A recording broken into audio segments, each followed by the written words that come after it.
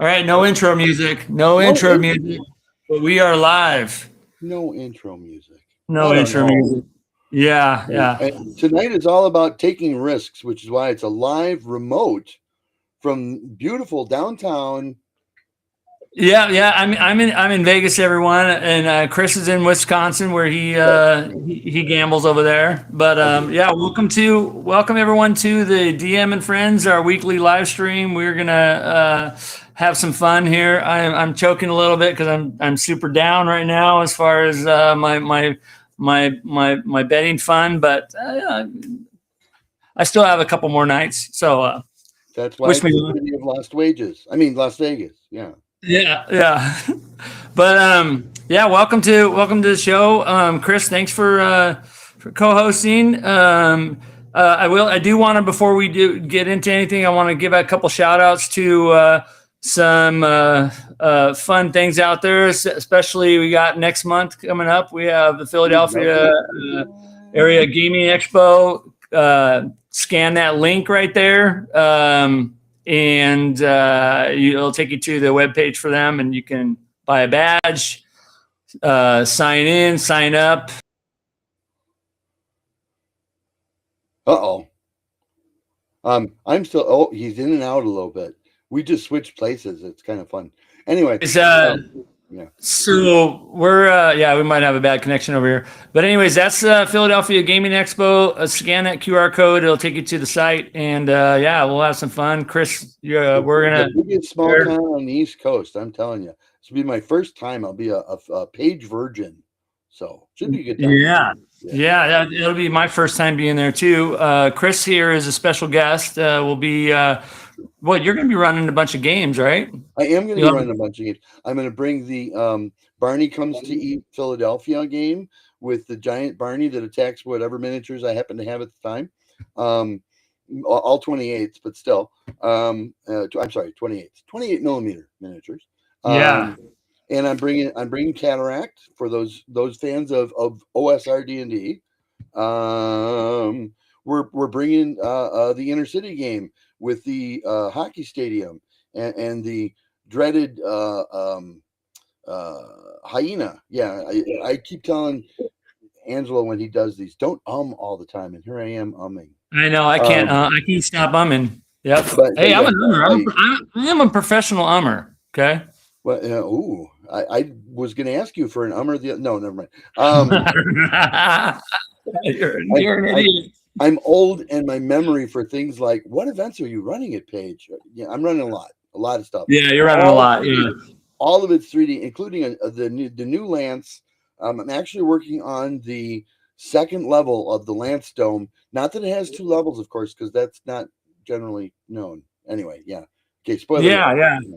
So we'll both be there at Page. It's going to be fun. It'll be my first time, your first time. You're a special guest. I'm going to be walking around. I haven't signed up for anything, so I'm going to walk around and see how much fun there is, and spend most of the time just talking to people and having a good time.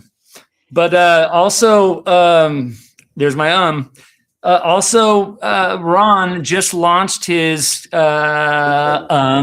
Kickstarter this week, which I think it funded already. Wow, I wouldn't be surprised. Chet's doing the art for it. Next time when I'm at, because like I said, I'm in Vegas right now. I'm on my tablet right now doing this. So, and you folks can now understand why tablet architecture is really not designed for live casting. Oh. And we lost connection again. Anyway, so I'm on the tablet here, so I don't have a lot of stuff. But next time we'll bring up his Kickstarter and see how it's going funding wise. I think there was 90 something backers already. I backed it. I had him on last week when you were talking a little bit about it. It was fun talking to Ron, talking a little bit about Page and his new Kickstarter, and it looks really good. So looking forward, and we should something Cat Games, Strange Cat, Mellow. Yeah, Cat. Orange Cat Games is his company. Orange Cat Games. Let me see. I'll put it in the show notes, the link to it. I'll even my next couple videos, I'll bring up something, but I don't have a link to his Kickstarter. But look it up in there. It's Orange Cat Games, but it looks like it's doing pretty well. Yeah, I wish him all the luck on that. It's pretty awesome. I'm really happy for him. And that's Ron from Page, Orange Cat Games. Also want to bring up, let me see here. I want to bring up a little shout out to Minnie and Eric over at EggCon. That's next July. We'll both be there. And amazingly enough, I've been invited as a special guest there, which there's my head. I see above the thing. There we go. Looking forward to that. I'm going to be running a bunch of games there.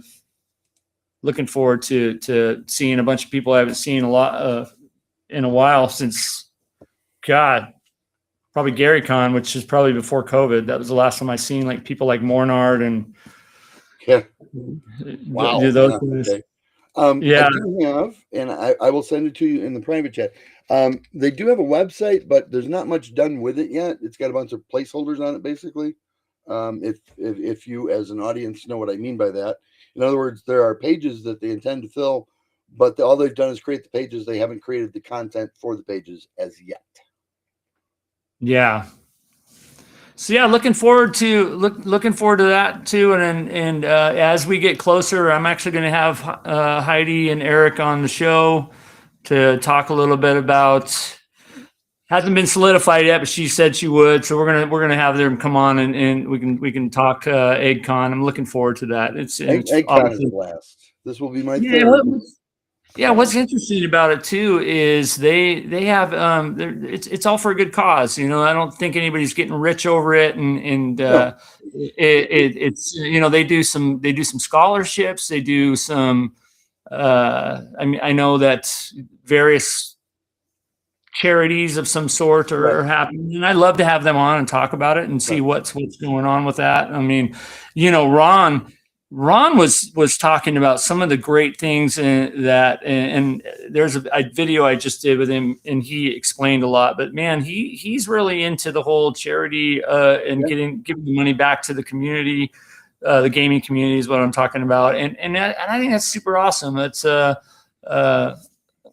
it warms my heart hearing stories like that and things like that. So definitely want to help them in any way and give them a shout out. So we'll see what happens. But I'm going to make you really jealous because I did something. There's your I just heard your ums.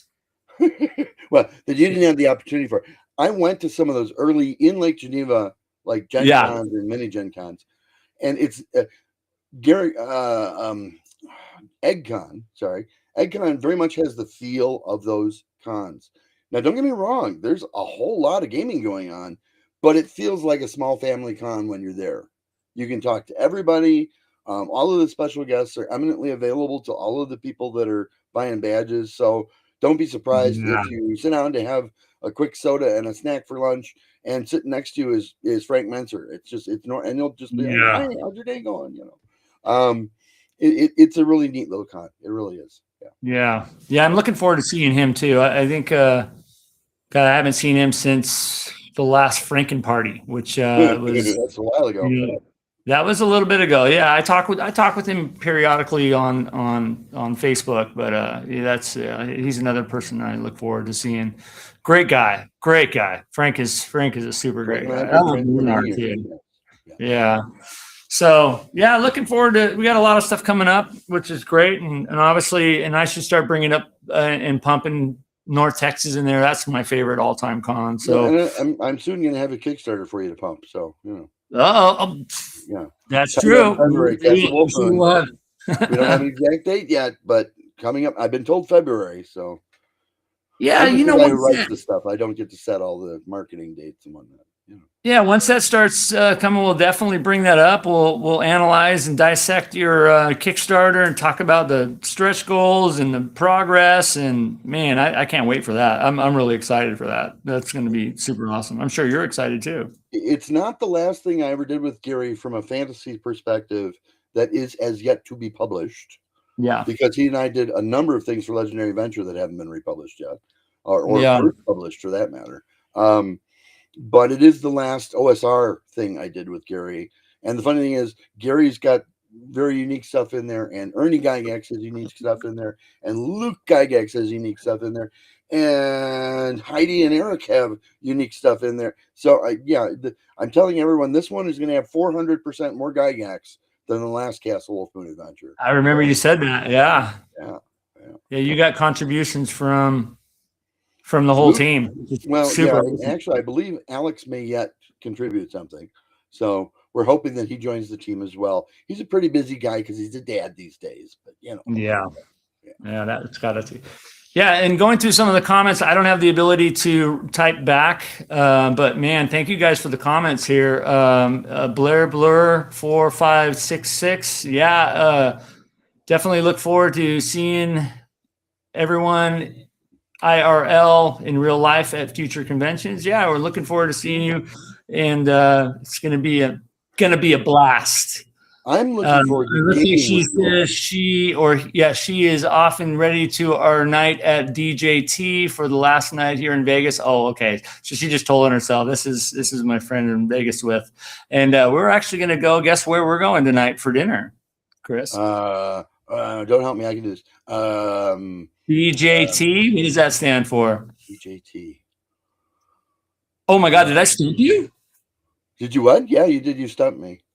Can I get a couple honors? I'm trying to think.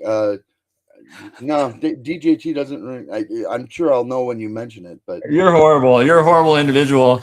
Yeah. So that's over at Trump Tower. There's a really nice restaurant there. Okay. Yeah. So there's a tower. There's a restaurant there called the DJT. Don't tell Donald I said so, but actually, the Wynn has a fantastic steak place too.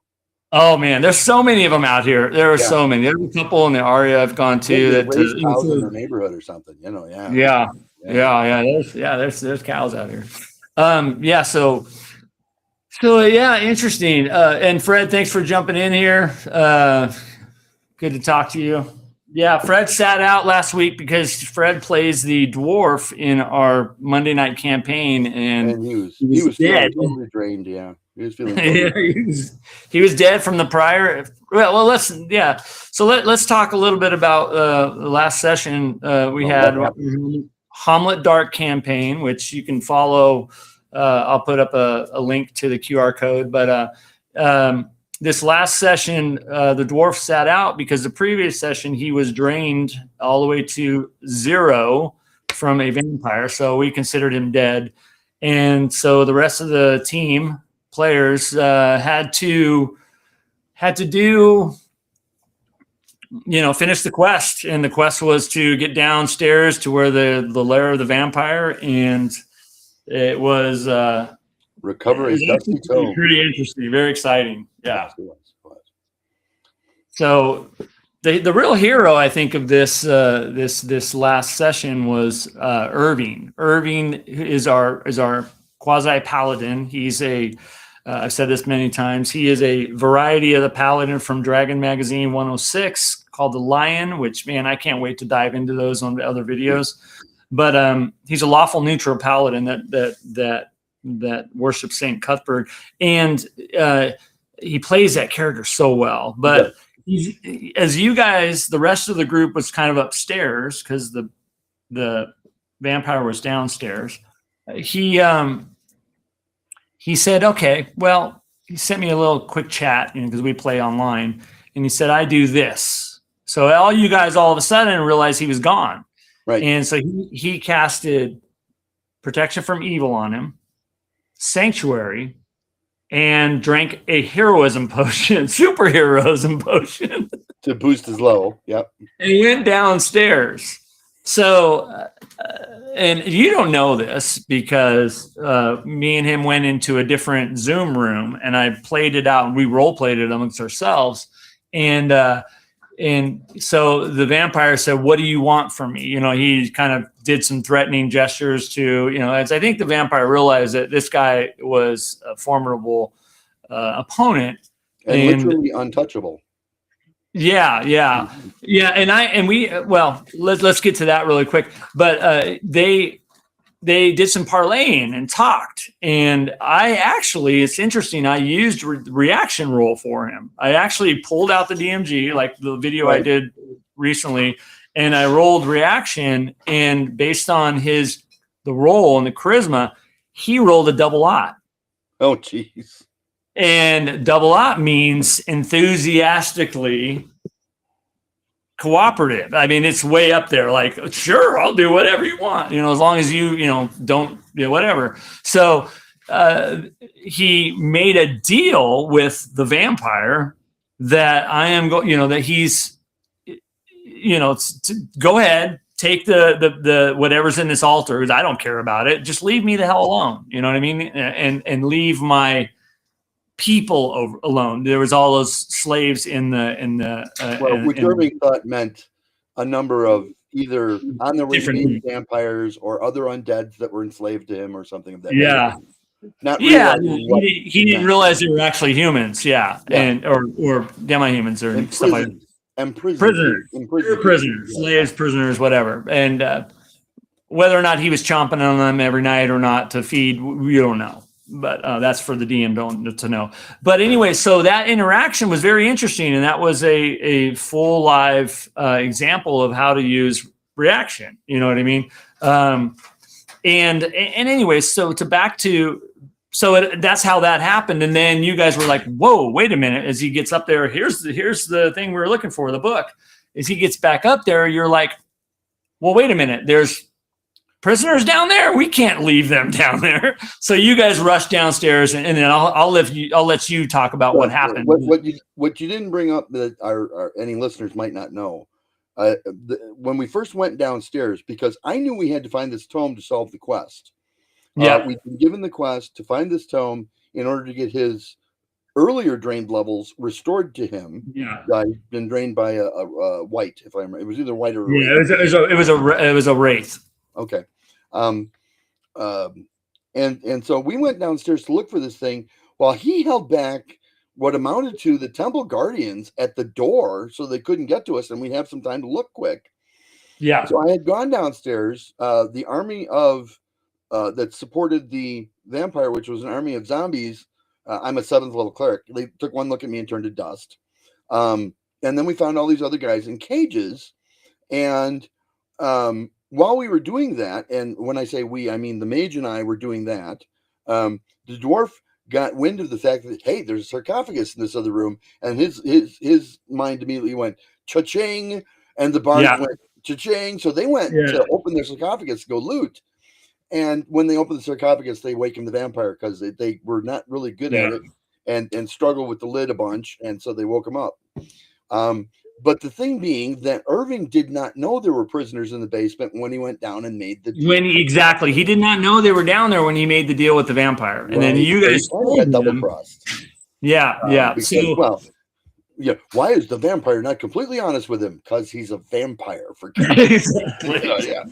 So the interesting thing about that whole situation. I mean, you guys came together really well there and role played it out super good. But when I was creating that scenario and that dungeon, I guess if you can call that temple dungeon, and I filled in all the blanks of it and kind of sketched it out. I gave you guys a full on out where you never would have had to even go near that vampire if you came there during the day, didn't touch the sarcophagus, that kind of stuff. But the fact that you kind of screwed yourself by touching that sarcophagus, and I really didn't touch it. I didn't. Well, I know you didn't, but the group did. One of the characters really paid for it. But so interesting fact. Not switching subject, but the interesting spells that because when you guys came back down, we'll talk about that. But his prep for going to face this vampire was very interesting. He cast Protection from Evil, Sanctuary, and drank a superheroism potion, which is superheroism potion for any fighter is freaking absolutely amazing.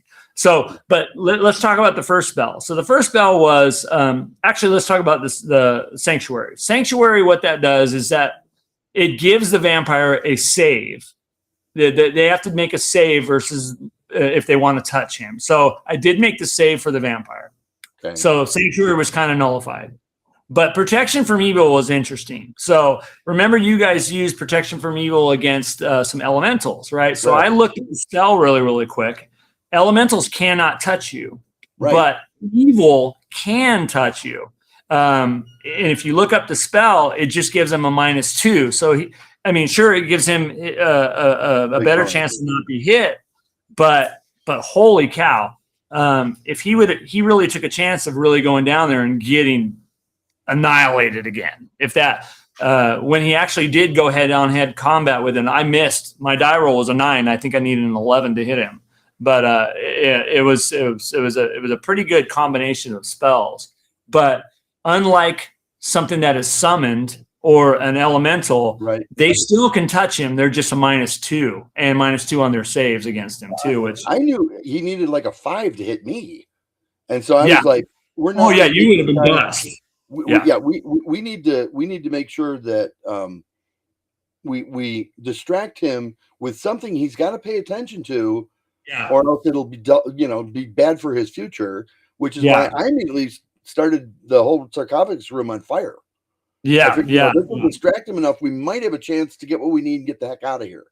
Well, tell the story of once Irving came back up with the book, which was the actual quested mission from St. Cuthbert. And the body of the dwarf. He did carry the body of the dwarf back up too. And he did carry the body of the dwarf back, but he actually finished the quest from Cuthbert. That was broken, and Cuthbert needed to come back and restore his levels. But there was now a moral dilemma. Do we leave as good characters, lawful good characters? Most of you guys are lawful good. Right. He's I think one of the only neutral, even though he's neutral, lawful neutral characters. Like the moral dilemma of do we leave these prisoners down there? And I love that you guys role played it out and you're like, hell no, we got to get them out. Well, and especially if he's dedicated to Cuthbert, whose main thing is justice. You're not going to leave prisoners down there, And, it was actually kind of, I don't want to say dramatic, because the fire is going great guns, and they just about, they murdered the vamp. They got really good rolls. They murdered the vamp, but. We can talk about that. That was a great combat, but lead into after, because I like to hear your thoughts on this. It suffered from smoke inhalation because the basement floor not well ventilated. Okay. Yeah. Well, what happened? Well, go back a minute, because what happened is he comes upstairs with the book with Dixon, lays Dixon down, and you guys tell him what happened, and instantly. No. Did you remember the look in his face when I looked at him and I said, "Well, did you free the prisoners?" And he looked at me like, "What?" Yeah. What are you talking about? What prisoners? And then he did one of these, I think he felt double. He like you mentioned earlier. Double crossed. And he felt double crossed for the vampire. It didn't violate the deal. No, but you got to ask the right questions, Yeah. Especially if you're dealing with somebody who really wants to screw you over.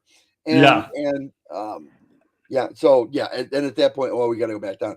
We're going to probably all die if we don't do this well. So rather than trying a head-on fight, that's why I said, we need to start burning the place. We just do. Yeah. And so when we went down, he immediately went to try and free prisoners. And that's when the vamp went, "Oh no, you're violating our agreement. So I'm sorry, but now I have to turn you into something small." And he tried to charm gaze attack on Irving. Irving blocked it or made his save. So that was the first thing the vampire did when you were down there. Right. Yeah. And then then he busted one lock open, freed a prisoner. That's when he got attacked. He turned around and almost crushed the vampire with his mace.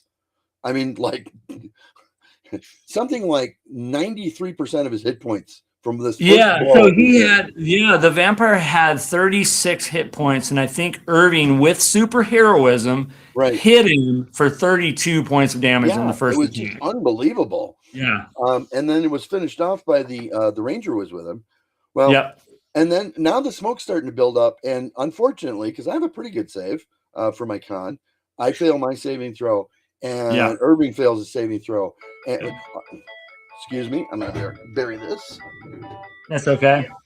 Yeah, what ended up happening is the group started a fire down there as they initially attacked, or well, the ranger, as you guys went down to the bottom, the ranger cast entangle on Oh the yeah, vampire. I forgot about that too. Yeah, he cast entangle on the vampire. The vampire went gaseous as soon as that happened. So a couple of you guys ran over to the side to start freeing the prisoners while you were there. And you went down first, tried to turn him, and he Right. said, "Not in my world." Grabbed your holy symbol, broke it. Which I know you debated me on that, but I put that there for dramatic purposes. Kind of like on Fright Night where. Yeah. He pulls out the symbol and says, "You don't have enough faith," and he grabbed the holy symbol, broke it from you. So apparently you're faithless, but or your faith wasn't enough. But so he went gaseous, goes over to and bases Irving, comes back a lot, and reforms. And at that time, you throw oil into his coffin. Right. And that whole place is engulfed in flames. So all this smoke is starting to go down in the crypt. And so as a kind of a dramatic, and I love this about D&D, I made this up on the fly. Okay, you know what? The smoke is starting, and I'm a firefighter, so I know how smoke really it all makes sense. Really does affect you. I did a wildfire. Yeah, I did a wildfire this last year that we were trying to hit the head of it and the wind was blowing, and man, goggles was the only thing I had, but man, it was getting under, and dude, smoke is pretty powerful. So what I did to you guys was I said, okay, every round I need a con roll. If you fail it, you have to run upstairs. And little by little, people were failing their con rolls, which is was kind of what I expected, but man, that was a really great thing. Little by little, the prisoners were getting freed, but unfortunately we get to the end and only the ranger is making his con rolls now. And he was the last one left. And there's one prisoner left, and of course it's a woman, and he is trying his darndest, trying his darndest something, and he finally failed the con roll and had to get out of there, and she burned to death. With one prisoner still locked away and basically overcome by smoke inhalation. And but that vampire, as soon as he hit him with the mace, did 30 something. I mean, I couldn't believe 32 points of damage with superheroism. Yeah. And then Dog, our ranger, shot him with an arrow, hit him, and that finished him off. And then he broke the arrow, put it through his heart, and that was the end of the vampire. And so the next dilemma was freeing the slaves. Well, they're not slaves, but the prisoners before all that smoke kind of build up. I liked how the pace of that, you could feel the room, the pace of oh my God, this is it. And it's funny. So one of the prisoners did not survive. We're all jumping out the window. Okay. Ranger's still downstairs trying to get, and then the floor gives way under the giant grump statue that's on the first level. It falls through because all of the supports burned away. Falls through the floor with a huge bunch of dust and smoke, and that was the one that the ranger failed. He said, I got to get out of here. But you could tell he was thinking, well, he was thinking, there's worse ways to go. It's funny, Ryan. It's funny, Ryan. Ryan, who plays our ranger, he actually texted me a couple times. He's like, "Oh my God, that was so intense. I feel so bad that I didn't free that last person." And I love how everybody gets so into this campaign. It's really, I feel like it's really, I mean, as a DM, I feel like I'm getting. Really been a lot. I did use the old prayer bead. Once we were about 5 miles from town, we found a little campsite, and we called up good old Cuthbert, and he did indeed restore 2 levels to our paladin, who is now finally fit company for me. I was gonna say, I don't think you needed to use the prayer bead because he was just gonna come back anyways and tell you, thank you, mission complete, and. Yeah, so you guys did escape Highport before. Well, we didn't even say this, but as part of this whole thing, and this wasn't even asked from Cuthbert, but you guys burned down the church. So and then walked away nonchalantly from the church before it really started going engulfed. And maybe other parts of town. Yeah, just walked out of Highport whistling Dixie, and but yeah, Were that we was the Chicago, were we the Chicago cow that started the fire? I mean, yeah, we didn't. I mean, Yeah, because that whole town had we been didn't in start pretty the poor fire. shape. Yeah. Well, that whole town was in pretty poor shape. So it's Yeah, entirely yeah, possible, Yeah.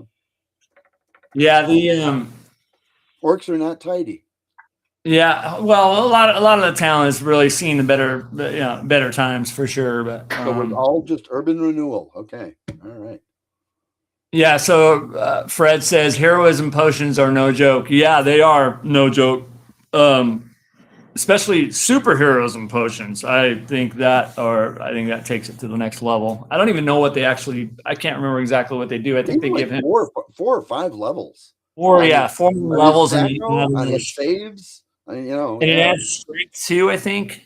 No, I don't believe. I might add one. Might add one temporary point of strength or Do you have something. the DMG there? Yeah, somewhere. Yeah. Look it up. I'd love to read what that. I don't have one in front of me, but I have my Gary yeah. sign.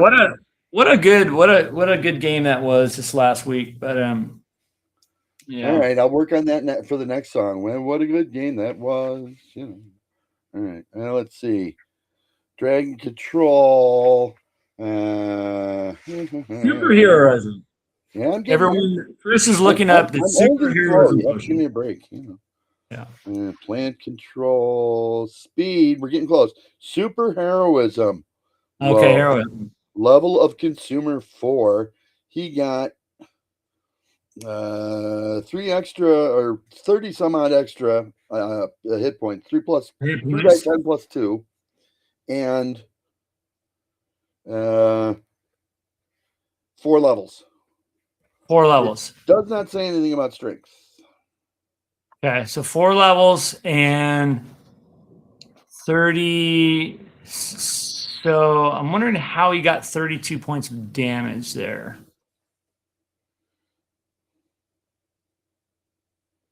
Yeah. Well, let me look under heroism and see if it's mentioned under heroism. Maybe it is. I thought it also gave him strength too, but I'm not certain. Maybe, but yeah, that was some of it's because he has bonuses against chaos, and some of it was that's true. Yeah. And he rolled really high. I think he also, I don't know if he critted or what it was, but it was pretty nasty. Yeah, no, there's no mention of the potions giving him strength. Got it. Yeah, I'll have to ask Irving when he comes. Michael when he comes back. We're gonna have to replay the whole thing because he fudged the math. No. Oh my God, maybe he messed up the math. Yeah. No, yeah. I'm sorry. His mace is pretty nasty, but yeah. So, anyways, that was last week's. That was last week's episode. I will put it on. Let me see if I can get. I'll bring this up. Those of you guys who would love to follow, which I'd love to see you. I'd love to see you follow. That is the link to our Hommlet Dark blog. It kind of recounts some of the recounts all the sessions. We're at session 83, I think. This campaign's been going on for a little while. A lot of fun, but the last episode still in some. Well, the only story I've added was the clerical command duel, and we gotta find a way to post the song on that one. Yeah, we got to get that out there. Yeah. So we got another. I want to go at least another 15 or so minutes on this. But so what are Chris? Let's talk a little bit about vampires because it was the last bad boy and big bad in our game. What has been some of? I have a couple stories, but I'd love to hear some of yours as a DM or a player. I love putting vampires in slightly more complex scenarios. And when I say that, I want more rooms in that dungeon. I want more hallways in that dungeon. And what they would tend to do is pick off the trailers in the party. Hey, have you guys seen the bard? Why? Because he was the last guy in line and he's not there right now. Was he going to go check something out? I don't know. Hey, and you have the vampires show up and attack the last guy. Always the last guy. And pretty soon there's only like half the party left. And now they know something's up. And they start doing things like casting detect evil or any number of, let's see if we can't nail down what's going on here, spells. But the lack of knowledge of why the party is being depleted is just one of the most powerful tools you have running a vampire, in my opinion, is to just have party members slowly disappear, and you take them into a side discussion, a side window for something like this, and run it on the side while trying to maintain a certain level of banter with all of the other players so that they do not suspect. And yes, we've lost Angelo again. He'll be back again in a moment, I'm sure. But and part of it is that they can become gaseous because you'll have the characters that close doors behind them to make sure nobody comes up behind us, or they'll leave a trap behind them to make sure that nobody comes up behind us, and it does no good because they become gaseous at will, and it's just really nasty.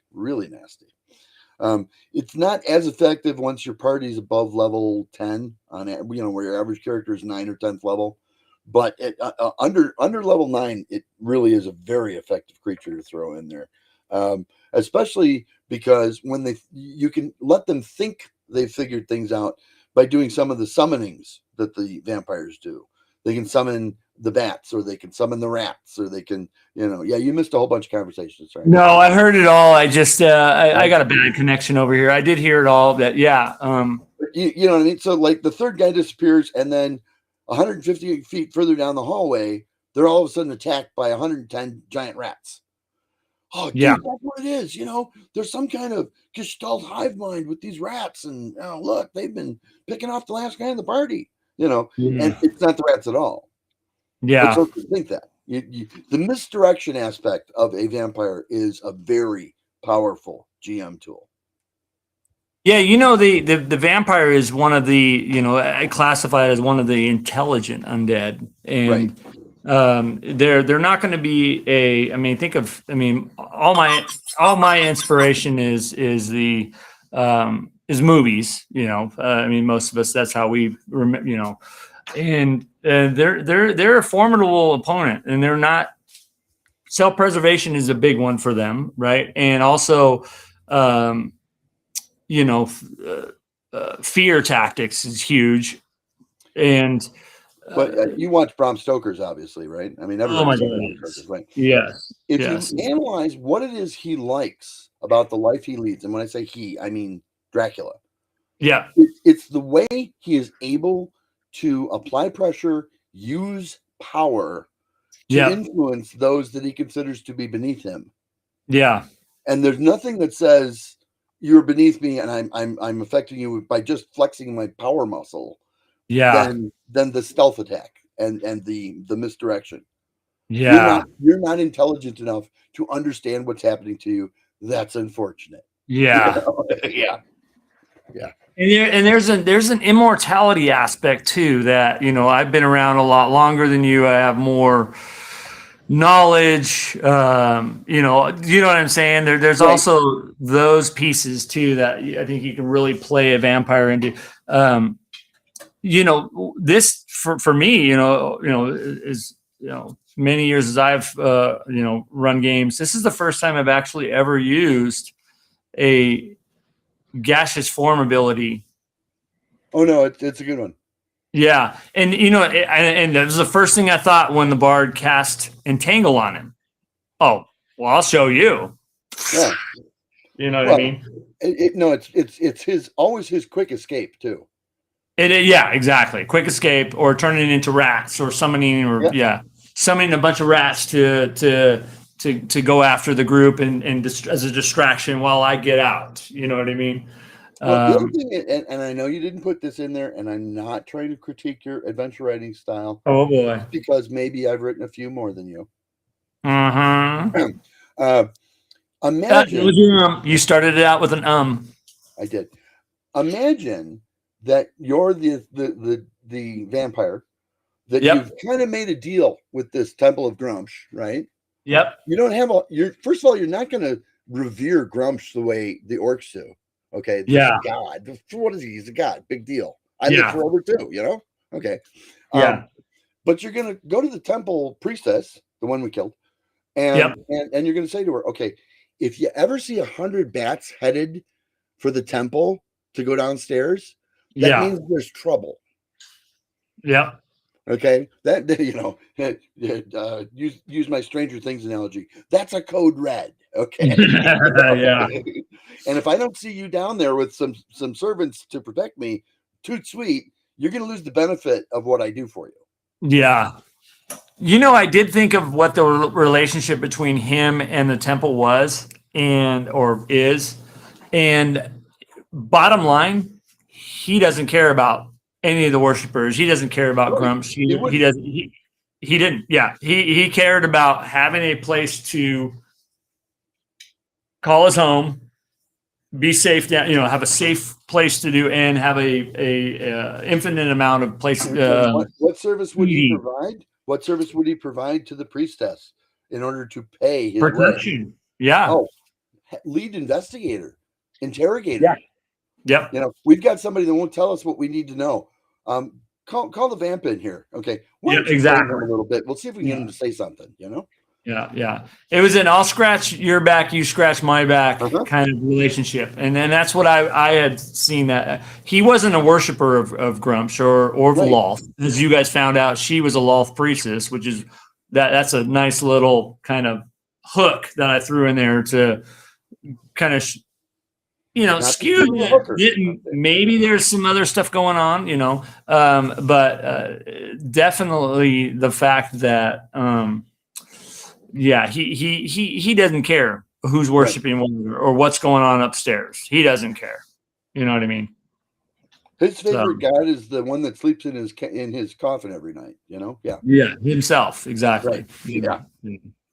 And vampires are nasty, man. They you don't realize that it's one hit. More levels. Yeah, one hit is 5 to 10 points of damage. It's I don't know what that would even be, but I just roll a d6 and double it, and then if it's sixes, I'd take out. But each hit is 2 levels of drain. That is horrible for any level character. Okay. 5 to 10 is rolled as a 1d6 plus 4. Good. Buddy. Yeah. Okay. Yep. Yeah, that makes sense. Yep. That makes sense. Mr. Mathematician. Yeah. Okay. I like it. Yeah, I'm a forever GM. What can I tell you? But that's super nasty. And like I said, when I first kind of made this whole thing, I was hoping that you guys left that alone and just concentrated on getting the whole thing was finding that it's down the coffin or the altar that you need to go to is downstairs. So Mr. Rourke is still with us. There's no possible way he would have let the vampire alone. No way. Yeah.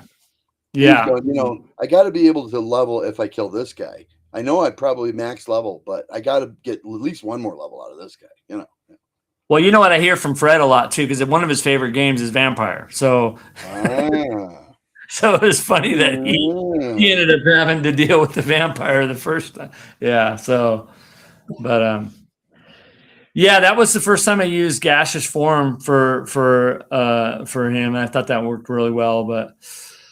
Those are one of the tough undead, the intelligent undead. What's some other intelligent undead? I mean, obviously a lich, which brings it to a whole new level. One of my favorites is from the Friend Folio, which is what we call it out here. It's called a crypt thing. Okay. And what it does is it paralyzes and teleports you. So it doesn't drain you. But all of a sudden you disappear and nobody knows where you went. There are so many crazy monsters in Fiend Folio. I swear to God. Some great ones, yes. There are some really silly ones, but there are some great ones too. I have never used, nor will I ever use, a bunny nip in any scenario I could think of. Isn't the Revenant in Fiend Folio also too? The Revenant is also. That's another freaking nasty one. Yeah. I think they classify as undead. I think they are. Yeah. I have Fear and Flame. Oh my God. No. Yeah. Nasty. Skeletal Champions. They're like three of the Skeleton Warrior. But yeah, well, no, because they're more Warrior. than skeletons are. Yeah. Yeah. Those. Yeah. Those. I think those were mimicked or not mimicked, but they were kind of designed after that D&D cartoon where they had that skeleton warrior, and I think that's where it kind of came from. But that was that's a really nasty one too. Kind of like almost like the Death Knights, but yeah, there's so many really nasty monsters in the Fiend Folio. I mean, yeah,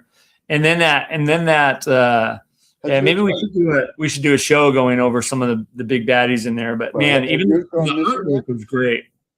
What's that? Has your Fiend Folio gone missing yet? Sorry, say what, my Fiend Folio gone missing? I have probably 10 copies of it, to be honest with you. Oh wait, no, I have none. Why are you saying that? Oh, okay, all right, good. Yeah, that's what I was hoping to hear. Yeah.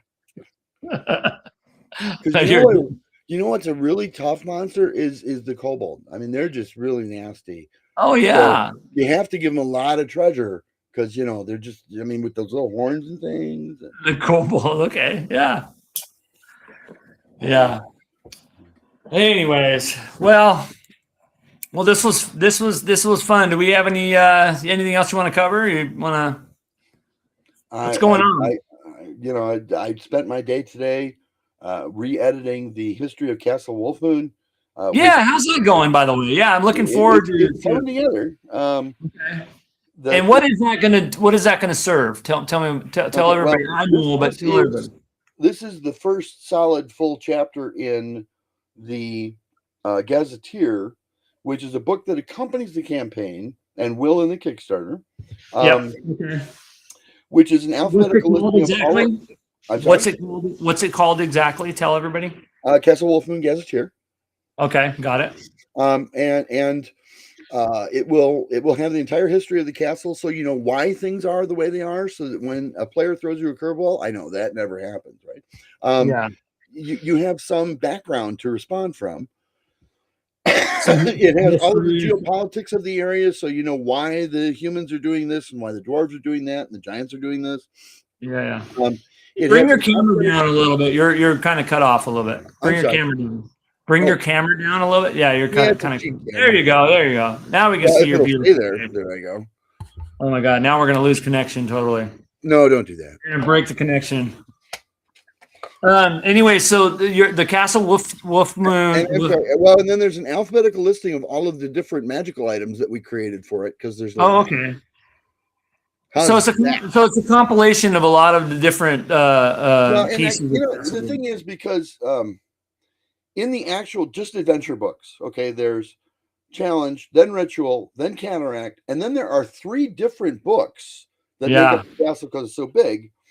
And you're going to say, oh, this is that mace that I got from Cataract. Yeah. You remember it was like the 3rd or 4th room, and you're going to be flipping back and forth through old adventures? No, that's for the birds. Okay, got it. So for you. Oh, you called it the Cataract mace. Oh, okay. Let's see. See, Cataract mace. Oh, this is what it does. Boom. Got it. Okay. So it's kind of be an appendix of everything, kind of a collection. Yeah. Okay. And that's going to be part of the Kickstarter. Having to hunt for stuff. Yes. Is that going to be part of this Kickstarter normal backer material? Yeah. That will be one of the, even if I need to go ultra cheap. Can I just get the soft covers? Of course you can. Number 1, and number 2, that will be part of the soft cover set that comes. So yes. Got it. Yeah. Wow. So you're working on that, and I think you also said, I don't know if you said you were done yet, but you're also working on a document that is going to be sent out to people that are contributing or something like that. Or part of it, because if you've got all that background, it's got all of the reasons as well as just a general layout of the castle itself. You know where your stuff fits in or could fit in. And I'm thinking it would be of great assistance to those people that want to contribute. Yeah, the contributors. Yeah. How about history of the world too, and all that? Not entirely. This is a region, not really a world. And why did I do it that way? Well, because that way you can toss it into a campaign you're already running. Yeah. Now I don't know what era your Greyhawk map is. I know the original had an area on it that said Terra Incognita because Yeah. because Oh yeah, Gary yeah, loves yeah. Terra Incognita, I use and the Darlene map. that's where you throw in something like this. Yeah. Yeah. So yeah. Yeah, I use the Darlene map. That's the original box set or folio version of Greyhawk. You know, that's from that world. When it comes to Greyhawk, you would know before I would, but I I do remember Gary always wanted to leave Terra Incognita in the worlds. Yeah, yeah. There's so much fan material about what's beyond the map. Yeah, or what's in the blank areas of the map, which is a great. You know, that's to me, it's very sandboxy because you can grab it and you can put it here. Or I think Castle Wolfman could be, maybe that's a good spot for it in the Ravenloft world. I don't know. You know, maybe it's domain of red. We're a little further removed from it now, but if you had started gaming in anything the last century, so anything before 2000, right? Anybody who started gaming in that era, generally speaking, wound up being designers, especially if you started playing in the 70s, because the early game was designed that was written so that you would write your own adventures. Yeah. And so everybody did. Now, not everybody's good at it, so don't get me wrong, but yeah.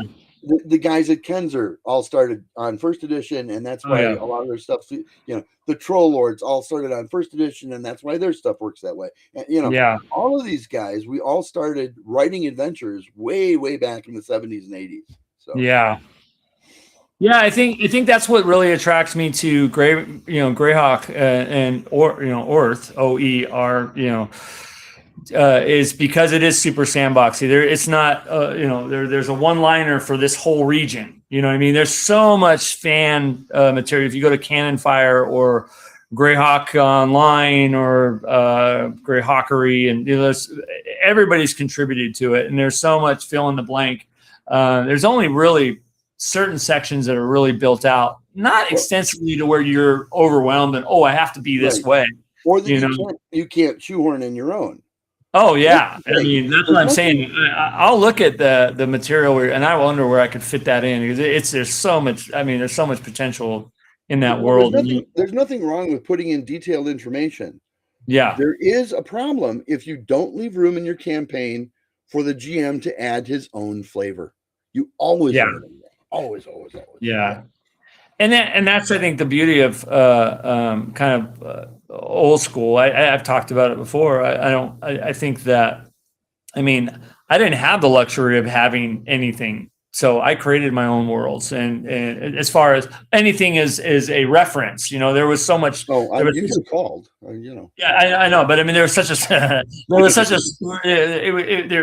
there wasn't a completely built out world where I can grab this, and I mean Greyhawk did come out, the box set and all that, but at that point we just made our own stuff up, our own dungeons, our own Everybody did. And I continued to do that, and that's why I really had a really fun time creating this whole temple for you guys.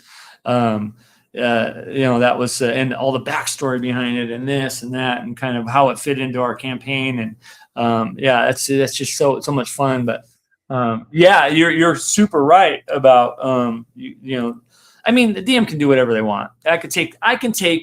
Let's say you put out Castle Wolfman. You know what? I like 99%, but I want to fit this in there. Yeah. You're not. You as a DM are not constrained to any type of law where you have to do this, that, or whatever. It's your world, it's your game, it's your story.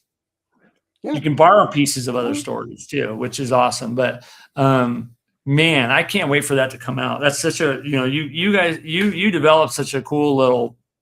Well, you're calling it a region. I thought I'm calling it a world, but that campaign first ran in 1978. Yeah, I know. At my high school. Yeah, so, well, that's what I'm saying. You're basing it on shit that you did. A little, Yeah. I actually ran it for a game club in Waukegan called Friends Hobby and Computer. Shout out to Bob Bigelow. Nice. In 1991. Got it. 1990, 91. And that was already radically different. Yeah. So that's when we first had all of the extra planar adventures mapped out. Got it. Yeah. Yeah, there's Are, thousands of pages to this thing. what are the gods in your area? Do you have an idea of the pantheon? What does that look like, or is it something? Only two gods are actually even mentioned throughout the entire series, because that's one of those things I don't like to restrict. So Yeah, I like the that. Evil Nasty Bad Guys have the Fang Queen, which is a made-up god of my own, and it's a demigod. It's not a god. Yeah. And then there is a temple to Hermes in the first town that you start out with that becomes your base of operation. Yeah. But I wanted to keep it something already well known in the public, because I didn't want people to have to go, wait a minute, who is this Grumch guy again? And you can build a mystique around that, but I wanted people playing faster than that. Yeah. What was the first demigod you said it was, or the fate? What was her name again? The Fang Queen. The Fang Queen is the deity dedicated to werewolves and wolf wares. Interesting. She is a winged werewolf with some godlike powers, and she is immortal. And she's a demigod. Yeah. So the Fang Queen, that's awesome, because I don't think that I remember or I have come across there's any god dedicated to werewolves. Yeah, now there is. I like it. There she is. Okay, yeah, okay. That was actually done for me by a very talented person in Canada. And did she put her name on it? Oh, really? Yeah. I know who you're talking about. She was the one. She was the one that fixed my Boot Hill miniature that broke on one of the games. Incredibly talented. Now, what the heck was her name? I'm friends with her on Facebook. I know and love her work. I'm drawing a total blank. Well, I've asked her to add wings to it, because the Fang Queen can appear either as with her wings, all tucked in where you can't see them, or spread apart. So yeah. Now, where is the sculpt from? Is that something that was done? Something she did. That's a 3D print sculpt off from her file that she then painted. And it's magnificent. I mean, that's why it's not in with my figures. It has its own place on my shelf, because I don't want to get scuffed. I don't want to get What's her name again? I don't have it on the. We gotta. Yeah, I love her work. In my notes for Castle Wolfmoon. She may wind up with a whole thank you page in the one. Yeah, I feel embarrassed kind of that I don't remember. I swear to God, I see her at North Texas all the time. She's amazing. We'll plug the heck out of her on Facebook. That's all right. Yeah, we got to do that. Yeah, her work is incredible. Yeah, yeah, that's awesome, man. Wow. And I am working on the new video for Castle Wolfmoon. So. Oh, okay. We'll have to bring that up someday. I just do images, and other people do the actual putting it together as a movie. So. Got it. Okay. It's my movie software stinks.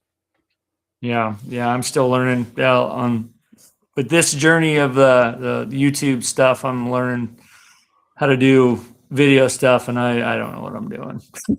So all of you who follow me on Wisconsin workouts, I don't actually shoot those videos. Someone else does. Yeah, you have a personal editor and videographer or whatever you want to call it. He's the keeper. You betcha. Yeah, man. Well, Chris, I think we're coming up to the top of the hour. We've been here for an hour, and man, yeah, I appreciate you doing this with me. I want to say, and I'll come back to you. I want to say thank you to everybody that's been following this channel. Definitely, man, I can't believe that we're at over 1,700 followers, or what do you want to call it? Subscribers? What is the word? I don't know. But man, I'm getting pinged every day with comments from people watching the videos, and I got a really great comment today about an individual talking about. I put a video about friendship on there, and he's, it was just a very encouraging comment on there about some of his struggles in the past, and super cool. I'm having fun. Anyway, so back to what I was saying is thank you for all the supporters out there, all the likes, all the views, all the sharing. I did this last week create a Facebook group called the DM and Friends that I'm going to just post videos on there, and we can all hang out and chat. I mean, there's a million groups out there we're all a part of, but I needed to have some type of landing page for our YouTube videos or whatever the hell we're doing. But yeah, it's been super fun. I appreciate everybody getting on there. Yeah, Chris got invited to it and made his presence known this week, which is You like those cartoons, did you? we should do a cartoon. We've had some really good episodes in our game where you got to put the strip one on there and explain Yes, I it. know we do. Put a little link to the blog post and then also your commentary. But that cartoon you made was super funny. Yeah. Well, and I think I did it as a video so that you could play the music, because you cannot just post music to Facebook for whatever reason. So. Yeah, I think you'd have to. Yeah. I mean, you know what you could do is well, I posted the image I mixed the image, just that image with the music, and now it's a video, so now it'll post. Yeah, post it up there. That'd be awesome. All right, I will do. Yeah. All right. Well, everybody, I'm going to go to dinner. Wish me luck in the craps table tonight. I'm not even going to tell you how far I'm down right now, but who cares? It's all about fun. And I am going to do I got a bet for you tonight, Chris. But you wanted what? 17 black. Okay, $10 on 17 black. That's the only bet my wife ever wins in casinos. Oh my God. She's terrible. Terrible at slots, terrible at cards, terrible at craps. But she'll take one, she'll put her $20 down on 17 black, and it pays off every damn time. What the hell? 36 to 1. So yeah. 10 times 36 is it's a little bit of money. I'm gonna be back in Montana, which right now we're I think Montana's in state of emergency because the big storm that came through. There was our local fire department that I'm involved in, and I'm on duty Friday night. We had 39 calls for assistance during the storm. Listen to this. Our previous record was 12. Well, you guys have snow on the ground still too, don't you? No, it's warm. Okay. It's warm. It's all warm wind coming through. That's a problem for wildfires then too. Yeah. So I don't think we had that night we had 3 fires. I think 15 down power lines, which is, I know there was a lot more than that. Now we're just talking about the county, not the city. But and also there was 8 or 9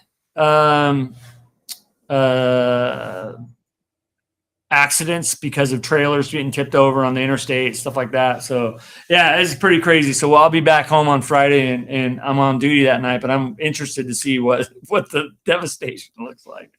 Fortunately our area, there's no power lines. We have everything underground, but in the valley where all the farms and all the the ranches are and wait until your homeowner's insurance increase comes in, then you'll interesting fact about homeowners insurance up there. I used to in California for my house, I'd pay about $400, about $350, $400 a year for full coverage on the house. That's nothing. Listen to this. I go to Montana, it's about $2,000. Yeah. And I asked the agent, I said, what's the reason? Well, he says, number one, there's not that many people in Montana, so we can't liquidate it like you have here. And also the houses there just take a freaking beating. Like hail, snow, wind, so third year after I moved in, the house, all the shingles blew off my roof. Oh my God. Didn't hurt the house, but took all the shingles off the roof. So yeah. I had some neighbors go call me and say, "Hey, do you want me to button down anything in the house? You've got some winds coming. They're 90 miles an hour sustained winds for a day, so it's pretty gnarly." Google some of the pictures. It's pretty crazy. I don't know where I was going with that, but it's going to be tonight. And these people were all ready for us to say goodnight, and then you started tangenting. Yeah. So I guess what I was going to try to say is I'll be back home Friday night. I'm going to record a couple videos this weekend, some more content, and one on the rod of absorption. Oh, we need to talk about that at some point. Yeah, not this time. We're already That's right. stretched our limit, but rod of absorption. Yeah, we'll talk about that next week. That was interesting. We had a pretty long discussion about that because they found that magic item, but we'll talk about that next time. How's that? All right. All right. Yeah. But anyways, Chris, have a great evening, man. And by the way, thank you for everybody that tuned in. Fred, there were some other people in there too that really cool that you guys are jumping on. I hope we entertained you for your last hour. I know I was entertained. And the fungus people. Shout out to the fungus. Yeah. All right, you guys all take care. Have a great one and keep those dice hot. And I will see you next time. All right. You take care, guys. Bye-bye.